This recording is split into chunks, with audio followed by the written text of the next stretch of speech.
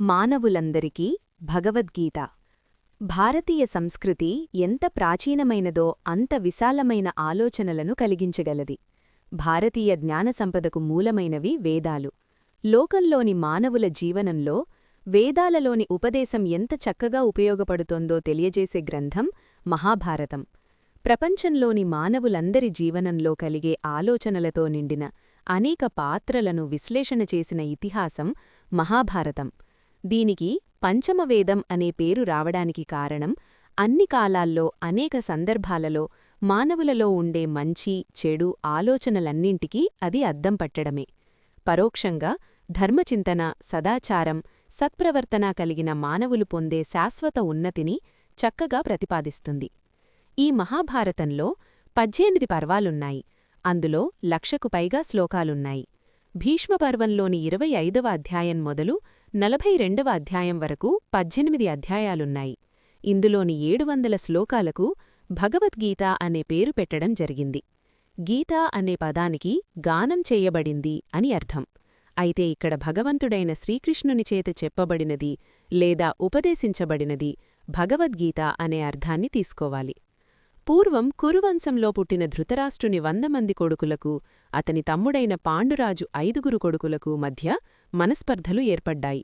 అటు ధృతరాష్ట్ర సంతానానికి, ఇటు పాండురాజు పుత్రులకు మధ్య వయస్సుతోపాటు వైమనస్యాలు, విరోధాలు పెరిగి పెద్దవయ్యాయి. వీరి మధ్య అవమానాలు, అంతులేని అసూయాద్వేషాలు చెలరేగాయి. ఈ నేపథ్యంలో ఒకరినొకరు సమరరూపంలో చంపుకోవాలని నిశ్చయానికి వచ్చారు. మహాభారతంలో ఘోరమైన యుద్ధానికి అటు ధృతరాష్ట్రుని కొడుకులు, ఇటు పాండురాజు కొడుకులు తమ తమ బలగాలతో సిద్ధమయ్యారు.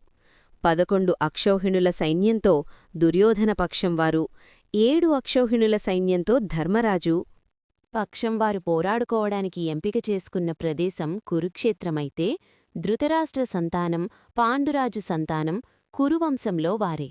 కాని కురువంశంలో అప్పటికీ బ్రతికి ఉన్న మహావీరుడు భీష్ముడు ధృతరాష్ట్ర సంతానం పక్షాన నిలిచాడు.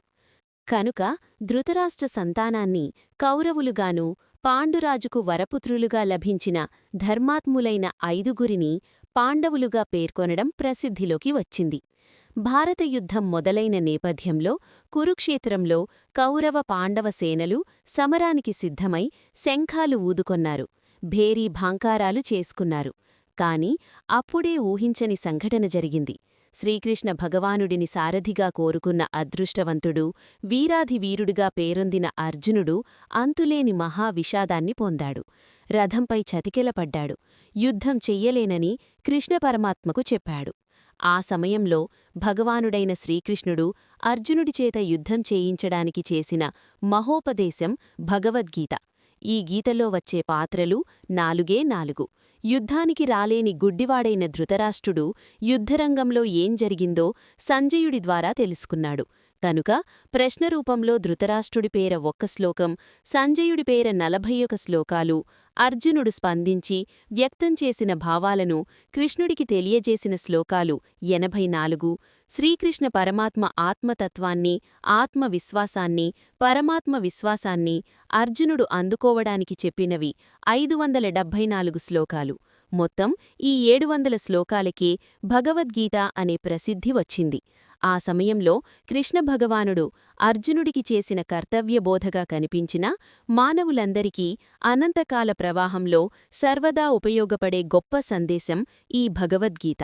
ఈ గీత దేశ, కాల, జాతి భేదాలకు పరిమితం కాని మహోపదేశం, భగవంతుని ప్రబోధం.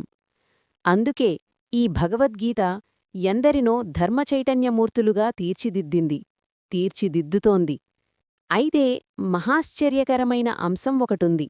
అసలు యుద్ధరంగంలో అర్జునుడికి విషాదం ఎందుకు వచ్చింది? ద్రోణాచార్యుల శిష్యులందరిలో మేటి అర్జునుడే. సాటిలేని మహావీరుడు. భయమంటే ఏమిటో ఏమాత్రం తెలియనివాదు. దేవతలు కూడా చంపడానికి వెనకడుగు వేసిన నివాత, కవచాది రాక్షసులను అవలీలగా సంహరించినవాడు. ఇంద్రుడిని ఖాండవదహనవేళ ధిక్కరించినవాడు. దిక్పాలకులను స్తుతించి దివ్యాస్త్రాలు పొందినవాడు. ఒక్కడే ఉత్తర గోగ్రహణ వేళ భీష్మ, ద్రోణ కర్ణాదులతో పోరాడి చివరకు సమ్మోహనాస్త్రంతో లొంగదీసుకొని విజయాన్ని సొంతం చేసుకున్నవాడు. సాక్షాత్తూ పరమశివుణ్ణి ధిక్కరించి ఆపై మెప్పించి పాశుపతాస్త్రాన్ని పొందినవాడు. చిత్రరథుడనే గంధర్వరాజును అతని సైన్యాన్ని ఓడించినవాడు. మత్స్యయంత్రాన్ని కొట్టిన ఏకాగ్రత కలవాడు. సవ్యసాచి అయిన అర్జునుడు ద్రుపద మహారాజును అవలీలగా ఓడించిన మేరునగధీరుడు.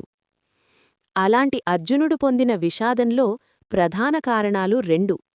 ఒకటి, యుద్ధంలో తనవాళ్లననుకునేవారు ఏమవుతారేమోనని, పైగా తానొకనాడు గౌరవించినా ఆదరించిన వాళ్లను తానే బాణాలతో కొట్టి రక్తం కక్కుకునేలా సంహరించవలసి వస్తుందేమోనన్న ఆలోచన కలచివేసింది. 2, వాళ్లందరూ మరణిస్తే ఏర్పడే సామాజిక ఉపద్రవాలు. అంటే స్త్రీల దుస్థితి, వర్ణాశ్రమ ధర్మాలకు కలిగే హాని, ఇలాంటివి. ఈ అర్జునుడికి కలిగిన విషాదాన్ని, అర్జునుడి స్వభావాన్ని బాగా తెలిసిన పరమాత్మ ఇతనికి తగిన ధర్మాన్ని ఉపదేశించాడు. ధర్మాధర్మాలను సరిగ్గా తెలుసుకోలేకపోతున్న అర్జునుడిని తన ఉపదేశంతో నిశ్చలమైన ధర్మమూర్తిగా తీర్చిదిద్దాడు. ఈ 18 అధ్యాయాల కృష్ణార్జునుల చర్చారూపం లేదా భగవానుడి ఉపదేశస్వరూపమైన గీత ప్రతిరోజూ ప్రతి నిమిషం మానవుల మనస్సులో కలిగే సంఘర్షణలకు సమాధానం చెప్తుంది. నిశ్చయాత్మక బుద్ధితో ప్రతి మానవుడు మహోన్నత ఆదర్శ జీవనాన్ని గడపడానికి చేసిన అమృతస్వరూపమైన మహోపదేశం భగవద్గీత. పరిపూర్ణ మానవత్వం పొందడానికి ఒకే ఒక్క ఔషధం భగవద్గీత. ఇందులోని 18 అధ్యాయాల్లో కర్తవ్యాన్ని ప్రబోధించడమే కాని, మానవుడు దుష్టస్వభావాన్ని దగ్గరకు రానియకుండా మానవత్వంతో మనుగుడ సాధించడం, తద్వారా దైవత్వం పొందడం కూడా చెప్పబడింది. కాని స్వధర్మ సంరక్షణ అనే దీక్ష నిండుగా ఉండాలి. ఆత్మజ్ఞానం కలిగి ఉండాలి. భగవద్భక్తి, భగవదారాధన, భగవదనుగ్రహ ప్రాప్తి ఇవన్నీ నిత్యజీవన కర్తవ్యాలకు ప్రతిబంధకం కాకూడదని చెప్పిన శ్రీకృష్ణ భగవానుడి ఉపదేశం జీవన సాఫల్యానికి మార్గదర్శి. ప్రతి అధ్యాయంలో ఉన్న సారాన్ని సంగ్రహంగా చూస్తే భగవద్గీత విజ్ఞాన మార్గంలో చెప్పబడిన ఎంతటి జ్ఞానసంపదో స్పష్టమవుతుంది.